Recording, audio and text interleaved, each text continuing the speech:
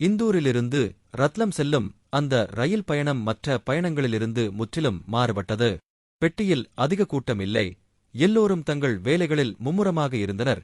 ஆனால் ஒரு மூலையில் மறைந்திருக்கும் புயல் போல அமர்ந்திருந்த ஒரு பெண்ணின் கண்களில் கண்ணீர் வழிந்து கொண்டிருந்தது. அவள் மீண்டும் மீண்டும் கண்ணீரை துடைக்க முயன்றாள். ஆனால் கண்ணீர் ஓட்டம் நிற்கவில்லை என்பது போல் தோன்றியது. அவள் முகத்தில் ஒரு விசித்திரமான சோர்வு, விரக்தி மற்றும் உதவியற்ற தன்மை தெளிவாகத் தெரிந்தது. சில நேரங்களில் அவள் ஜன்னலுக்கு வெளியே பார்ப்பாள். சில நேரங்களில் அவள் இங்கும் அங்கும் பார்க்கத் தொடங்குவாள். பின்னர் அவள் தன் எண்ணங்களில் தொலைந்து போவாள். அவளைப் பார்த்ததிலிருந்து அவள் ஏதோ ஒரு ஆழமான வலியை அனுபவித்து வருகிறாள் என்பது தெளிவாகத் தெரிந்தது. ரயில் வேகமெடுக்க அந்த பெண்ணின் மனமும் மேலும் அமைதியற்றதாக மாறியது. திடீரென்று அவள் இருக்கையில் இருந்து எழுந்து ஜன்னலுக்கு மிக அருகில் நின்றாள்.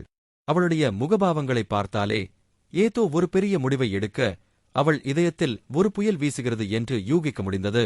அவள் சுமார் 5 முதல் 10 நிமிடங்கள் ஜன்னல் அருகே நின்றாள். இந்த நேரத்தில் அவளுடைய மனம் அவளை தூண்டியது. எல்லாவற்றையும் ஏன் முடிக்கக்கூடாது? ஏன் நகரும் ரயிலில் இருந்து குதித்து இந்த வேதனையான வாழ்க்கையை என்றென்றும் விட்டுவிடக்கூடாது? அந்த பெண் ஜன்னலிலிருந்து குதிக்க முயன்றவுடன் அவளுக்கு பின்னால் நின்ற ஒரு இளைஞன் வேகமாக முன்னேறி அவள் கையை இறுக்கமாக பிடித்தான். அந்த பெண் தன்னை விடுவித்துக் கொள்ள முயன்றாள். ஆனால் அந்த இளைஞன் அவள் கையை உறுதியாக பிடித்தான். அந்த பெண் பலமுறை அவள் கையை விடுவிக்க முயன்றாள்.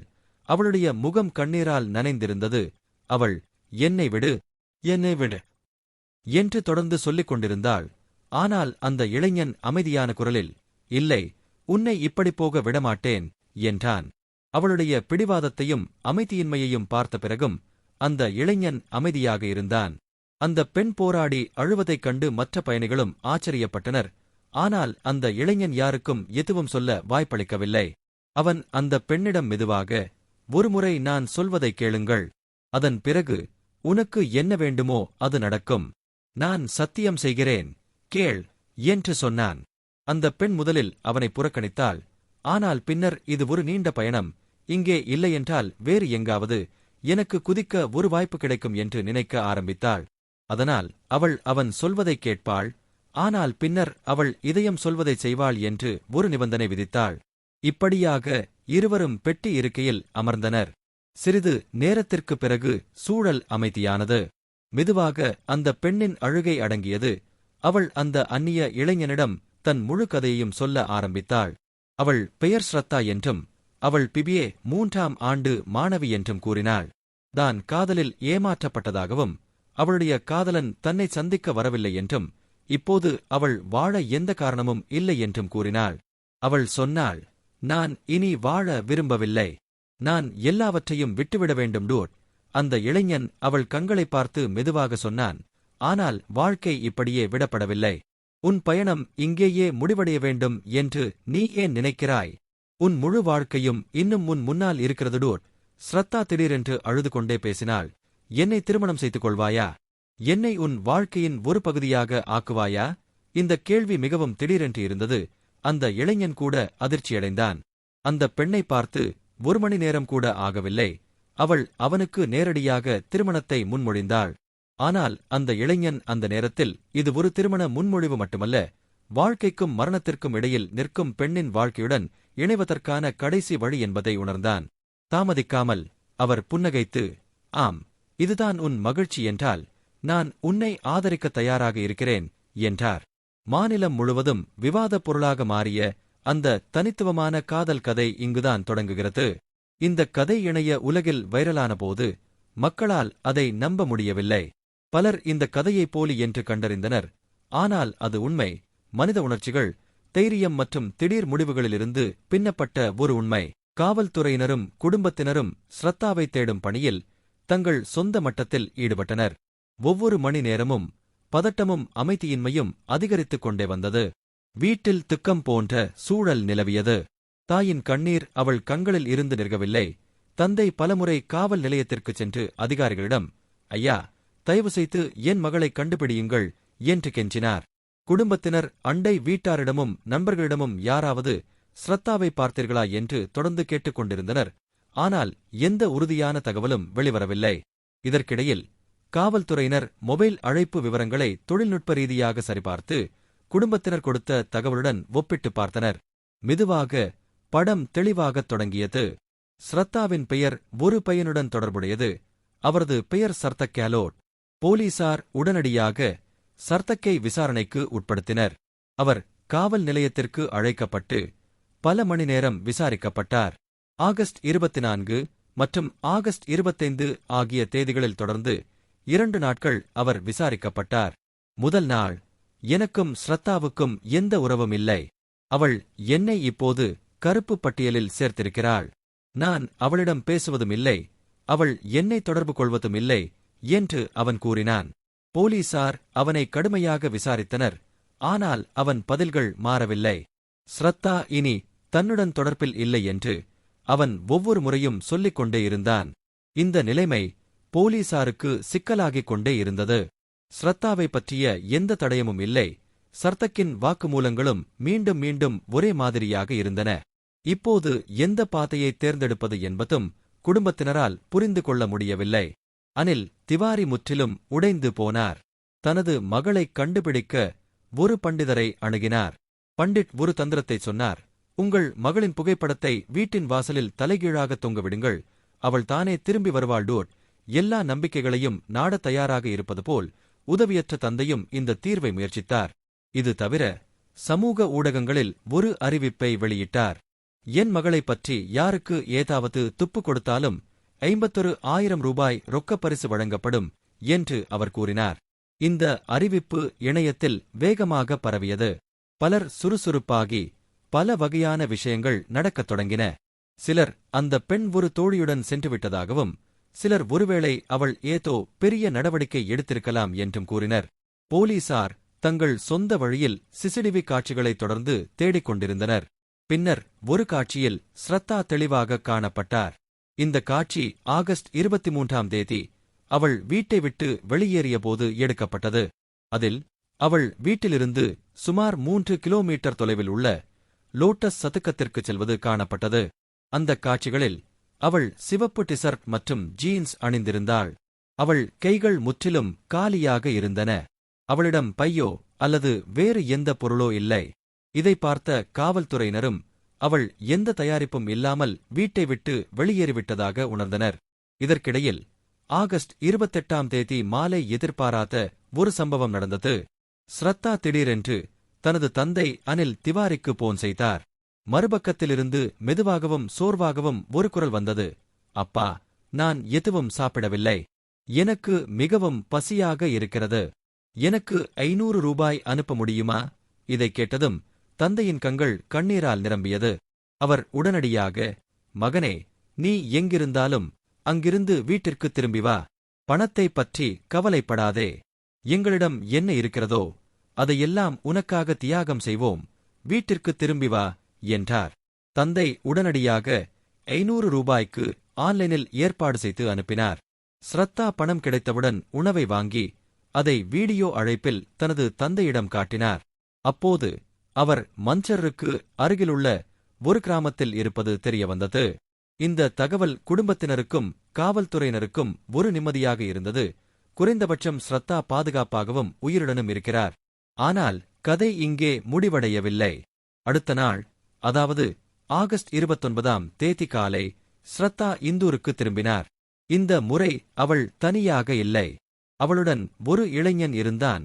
அவன் பெயர் கரந்தீப் யோகி. வயது சுமார் 24. தொழில் ரீதியாக அவன் ஒரு பெரிய அதிகாரி அல்ல. ஆனால் ஒரு எலக்ட்ரீஷியன், ஒரு எளிய தொழிலாளி.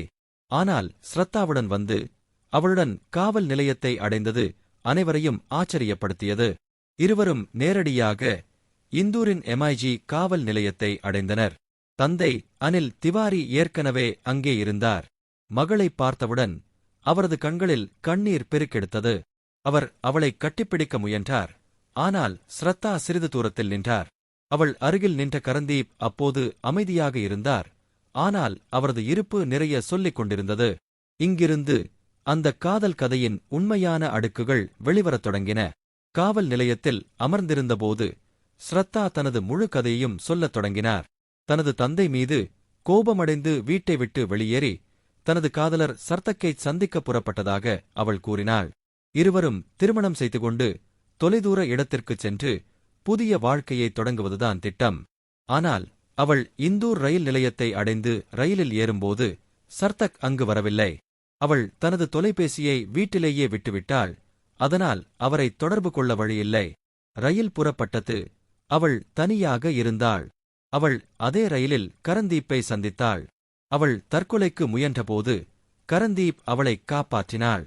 அங்கிருந்து இருவரும் பேச ஆரம்பித்தாள். மெதுவாக ஸ்ரத்தா தன் முழு கதையையும் அவனிடம் சொன்னாள். தான் ஏமாற்றப்பட்டதாகவும் இப்போது வாழ்வதற்கு எந்த காரணமும் இல்லை என்றும் அவள் சொல்லிக் கொண்டே இருந்தாள். அந்த நேரத்தில் அவள் கரந்தீப்பிடம், "நீ என்னை திருமணம் செய்து கொள்வாயா?" என்று கேட்டாள். கரந்தீப் எந்த தாமதமும் இல்லாமல் ஒப்புக்கொண்டான். கதையில் இப்போது ஏற்பட்ட திருப்பம் அனைவருக்கும் அதிர்ச்சியை ஏற்படுத்தியது. முழு குடும்பமும் கவலைப்பட்டு காவல்துறை தொடர்ந்து தேடிக்கொண்டிருந்த ஸ்ரத்தா திடீரென்று ஒரு புதிய பையனுடன் தோன்றினாள். ஆகஸ்ட் 29ஆம் தேதி காலை ஸ்ரத்தாவும் கரந்தீப் யோகியும் MIG காவல் நிலையத்தை அடைந்தபோது அங்கிருந்தவர்களின் கண்கள் விரிந்தன. கடந்த பல நாட்களாக அமைதியின்மையில் வாழ்ந்து வந்த தந்தை அனில் திவாரி தனது மகளை தனது முன் பார்த்ததும் உணர்ச்சிவசப்பட்டார். அவர் அவளை கட்டிப்பிடிக்க முயன்றார். ஆனால் ஸ்ரத்தா சற்று பின்வாங்கினார். இதைக் கண்ட தந்தையின் இதயம் மேலும் உடைந்தது. ஸ்ரத்தா காவல் நிலையத்தில் அமர்ந்து தனது முழு கதையையும் கூறினார். தனது தந்தை மீது கோபமடைந்து வீட்டை விட்டு வெளியேறியதாக அவர் கூறினார். தனது காதலரான சர்தக்கை மணந்து தொலைதூர இடத்திற்குச் செல்வது என்று முடிவு செய்திருந்தார். இருவரும் இந்தூர் ரயில் நிலையத்தில் சந்தித்து எந்த திசையில் செல்லும் ரயிலை பிடிக்க திட்டமிட்டிருந்தனர். ஆனால் ஸ்ரத்தா நிலையத்தை அடைந்து ரயிலில் ஏறும்போது சர்தக் அங்கு வரவில்லை. போலீசார் தன்னை விரைவாக பிடிக்கக்கூடாது என்பதற்காக தனது மொபைலை வீட்டிலேயே விட்டுவிட்டாள். இப்போது சர்தக்கை தொடர்பு கொள்ள அவளுக்கு எந்த வழியும் இல்லை. ரயில் புறப்பட்டது. ஸ்ரத்தா தனியாக இருந்தாள். அவள் அழுது கொண்டே இருந்தாள். வருத்தப்பட்டாள். இப்போது தன் வாழ்க்கைக்கு அர்த்தமில்லை என்று நினைக்க ஆரம்பித்தாள். இந்த விரக்தியில் அவள் ஓடும் ரயிலில் இருந்து குதிக்க முயன்றாள். ஆனால் பின்னர் கரந்தீப் யோகி என்ற ஒரு தெரியாத இளைஞன் ஒரு தேவதை போல அவள் வாழ்க்கையில் வந்தான். அவன் ஸ்ரத்தாவின் கையை பிடித்து அவளை காப்பாற்றினான். அங்கிருந்து இருவரும் பேச ஆரம்பித்தார்கள். ஸ்ரத்தா அழுது கொண்டே தன் துக்கத்தை எல்லாம் அவனிடம் சொல்லிவிட்டு இனி வாழ விரும்பவில்லை என்று சொன்னான். பின்னர் திடீரென்று அவன், "நீ என்னை திருமணம் செய்து கொள்வாயா?" என்று கேட்டான். அப்போது கரந்தீப் ஆச்சரியப்பட்டான். ஆனால் அவள் கண்களில் இருந்த வலியையும் உண்மையையும் கண்டு உடனடியாக ஒப்புக்கொண்டான். இதற்குப் பிறகு இருவரும் ரத்லமில் ரயிலில் இருந்து இறங்க முடிவு செய்தனர். ரத்லம் வழியாக அவர்கள் மன்சரை அடைந்து அங்கிருந்து மகேஷ்வருக்குச் சென்றனர். மகேஷ்வருக்கு அருகில் ஒரு சிறிய கிராமம் உள்ளது. கிராமம் சோளே. கரந்தீப்பின் அத்தை அங்கு வசித்து வந்தார். இருவரும் அங்கு சென்று இப்போது ஒருவரையொருவர் விட்டு பிரிய மாட்டார்கள் என்று முடிவு செய்தனர். கிராமத்தில் ஒரு கோயில் இருந்தது. ஸ்ரத்தாவும் கரந்தீப்பும் அங்கு சென்றனர். ஸ்ரத்தா, "நீ உண்மையிலேயே என்னுடன் இருந்தால் இங்கேயே திருமணம் செய்து கொள்வோம்" என்றாள். கரந்தீப் எந்த கேள்வியும் கேட்காமல் சம்மதித்தார். இருவரும் கோவிலுக்குச் சென்று எளிய சடங்குகளுடன் திருமணம் செய்து கொண்டனர். இந்த திருமணம் சட்டப்பூர்வமாக பதிவு செய்யப்படவில்லை. ஆனால் இருவரும் தங்கள் இதயங்களில் வாழ்க்கை துணைவுகளாக ஒருவரையொருவர் ஏற்றுக்கொண்டனர். இதற்கிடையில் ஸ்ரத்தா தனது தந்தையை தொடர்பு கொண்டு 500 ரூபாய் கேட்டார். பதிவு திருமணம் செய்து கரந்தீப்பின் மனைவியாக சட்டப்பூர்வமாக மாறுவதற்கு தனது ஆவணங்கள் தேவை என்று அவள் கூறினாள். தந்தை பணம் அனுப்பினார். ஆனால் அவள் திருமணம் செய்து கொள்ள விரும்புவதாக கேள்விப்பட்டபோது, "மகனே, நீ வீட்டிற்கு திரும்பி வா. உன் விருப்பப்படி நாங்கள் எல்லாவற்றையும் செய்வோம். உன் திருமணமும் உன் விருப்பப்படி நடக்கும். எங்களிடம் திரும்பி வா" என்றார். ஆனால் ஸ்ரத்தாவும் கரந்தீப்பும் குடும்பத்தினர் தங்களை ஏற்றுக்கொள்ள மாட்டார்கள் என்று சந்தேகித்தனர்.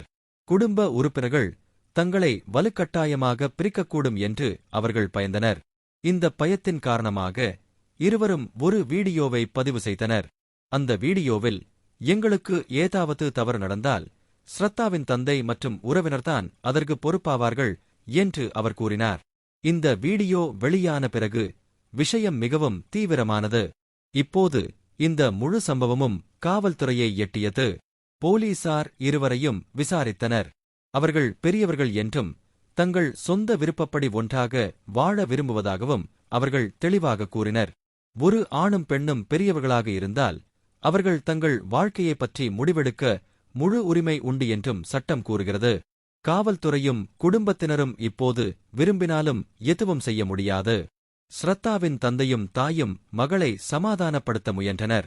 கண்ணீர் மல்க அவளை கட்டிப்பிடித்து, மகனே, நீ என்ன வேண்டுமானாலும் நடக்கும். 10 நாட்கள் எங்களுடன் வா என்றார். தந்தையும் கூப்பிய கைகளுடன் கெஞ்சினார். ஆனால் கரந்தீப் அதை முழுமையாக மறுத்துவிட்டார். அவர், நான் நம்பவில்லை. 10 நாட்களில் எதுவும் நடக்கலாம். ஸ்ரத்தாவுக்கு தீங்கு விளைவிக்கலாம் அல்லது எனக்கு காயம் ஏற்படலாம். அதனால்தான் நாங்கள் எங்கும் செல்ல மாட்டோம் என்றார். இதன் பிறகு ஸ்ரத்தாவும் கரந்தீப்பும் நேராக பாலியா கிராமத்திற்குச் சென்றனர். அது கரந்தீப்பின் சொந்த ஊர். அங்கு அவரது குடும்பத்தினர் ஸ்ரத்தாவை வரவேற்றனர். நாங்கள் அவளை எங்கள் மகள் போல வைத்திருப்போம். அவள் படித்ததைப் போலவே அவளுக்கு மேலும் கல்வி கற்பிப்போம் என்று அவர்கள் கூறினர். இந்த வழியில் ஸ்ரத்தா ஒரு புதிய குடும்பத்தில் நுழைந்தார். ஆனால் அவளுடைய சொந்த தாய்வழி குடும்பம் அவள் திரும்புவதற்காக காத்திருந்ததுடோட். ஸ்ரத்தா மற்றும் கரந்தீப்பின் இந்த புதிய பயணம் திடீரென தொடங்கியது. அது மாநிலம் முழுவதும் விவாதப் பொருளாக மாறியது. 24 மணி நேரத்திற்குள் நடந்த சந்திப்பு, தற்கொலையிலிருந்து அவளை காப்பாற்றிய சம்பவம், உரையாடல், திருமண முடிவு, பின்னர் ஒன்றாக வாழ முடிவு ஆகியவற்றைக் கேட்டு மக்கள் திகைத்துப் போனார்கள். இந்தூரில் தொடங்கிய இந்த கதை ரத்லம், மந்தர், மகேஷ்வர் மற்றும் பின்னர் பாலியா கிராமத்தை அடைந்தது. இந்தச் செய்தி இணைய உலகத்தை எட்டியபோது மக்கள் வெவ்வேறு எதிர்வினைகளை அளித்தனர். சிலர் இதை உண்மையான அன்பின் உதாரணம் என்றும், சிலர் இதை ஒரு தூண்டுதலில் எடுக்கப்பட்ட குழந்தைத்தனமான முடிவு என்றும் அழைத்தனர். ஆனால் உண்மை என்னவென்றால், 2 அந்நியர்கள் திடீரென்று சந்தித்து வாழ்நாள் முழுவதும் ஒன்றாக இருப்போம் என்று உறுதியளித்தனர். மறுபுறம் ஸ்ரத்தாவின் தந்தை அனில் திவாரி மற்றும் அவரது குடும்பத்தினர் தங்கள் மகளை வீட்டிற்கு அழைத்து வர முயற்சி செய்து கொண்டிருந்தனர். அவர்கள் ஊடகங்கள் மற்றும் காவல்துறையிடம் பலமுறை முறையிட்டனர். தந்தை, என் மகளின் மனநிலை சரியில்லை. அவளுக்கு என்ன நடக்கிறது என்பதை அவளால் புரிந்து கொள்ள முடியவில்லை. இந்த பையன் அவளை மயக்கிவிட்டான். இதெல்லாம் உண்மையல்ல. என் மகளின் மனமுற்றிலும் மாறிவிட்டது என்று கூறுவார். தந்தையின் இந்த வார்த்தைகள் பல இடங்க